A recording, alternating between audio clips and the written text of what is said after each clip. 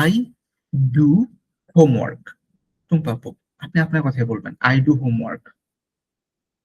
হোমওয়ার্কের ফসেটটা কি ভাইয়া? devoir, devoir. Je fais devoir. Je fais devoir. devoir. আমরা আপাতত যে আর্টিকেল গুলো অ্যাভয়েড করতেছি, যেহেতু আর্টিকেল এখনো পড়ি নাই, তো আমরা হচ্ছে একদম বেসিক সেন্টেন্স করতেছি।